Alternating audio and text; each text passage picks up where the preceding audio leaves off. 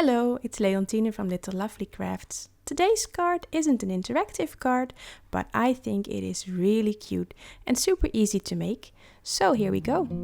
I used a small Slimline panel from Lawn Fawn and I placed all of my stamps all around the card, and I am going to stamp it with desert sand ink. I will repeat the process of filling all of the gaps with different kind of stamps until I think the card is full enough. For your convenience, I listed the stamps that I used in the upper left corner of my video.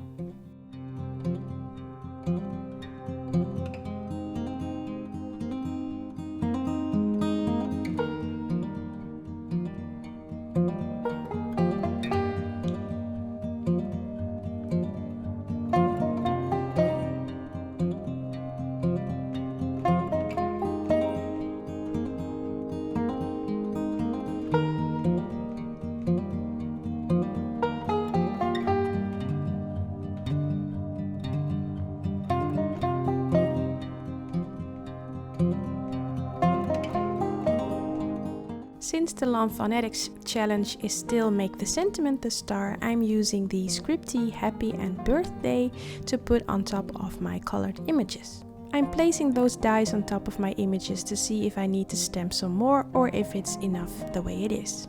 I don't want the card to be too full because then it would take away the attention of the sentiment, and that defeats the whole purpose of this challenge. Since there's quite a lot to color, I decided to only show you a few things so you get the general idea of how I did it, and then I will move on to the next step.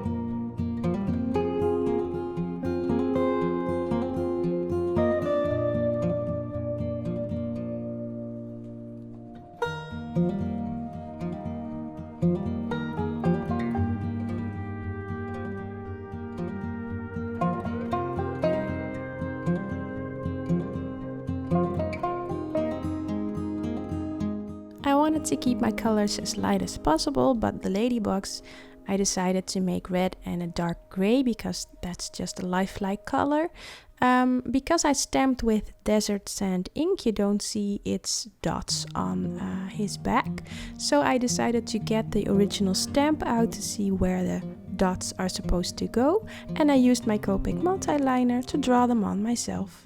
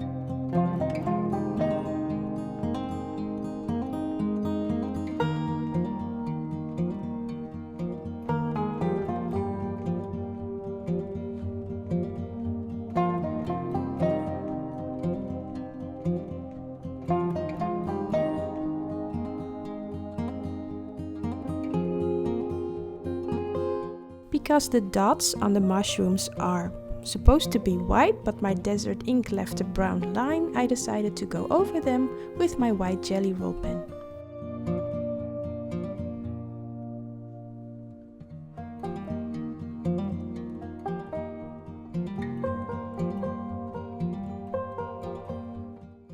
I die cut Happy Birthday out of some Lawn Fawn Peacock cardstock twice, and I am just attaching them on top of each other because I think it just gives a little more dimension than just one layer. Once I've got them attached, I can use a strip of Lawn Fawn Vellum. I'm placing it on top of my colored panel. I made it about 1.5 inches, I think, and I'm putting glue underneath the sentiment. But I'm also putting glue on the bottom of the vellum where the sentiment is, because that way it can really stay in place and you can see all of the images through the vellum. To get the right spacing, I used some painter's tape to mark the places where I want the sentiment to be glued onto the vellum. I folded one side of the vellum and I'm putting a little bit of glue on it and just folding it around and gluing it to my colored panel. Then I will trace the letters, like I told you earlier, with some glue so that the vellum stays in place in the center of the card as well. And then I can fold the last piece over and glue that to the back of the card as well. Once I'm happy with it, I can attach the entire panel to my peacock panel that I cut using my largest slimline die from Lawn Fawn. And of course, I attached it to a white card base. And the last step is that I'm going to decorate the inside of the card.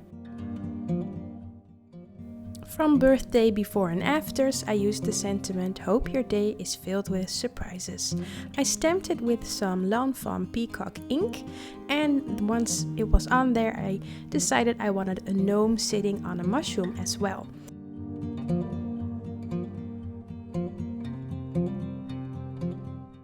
I stamped the gnome first, and then I stamped it on a full stick post-it note as well. I fussy cut it, put it on top of my gnome, and then I could just easily stamp the mushroom on top of it.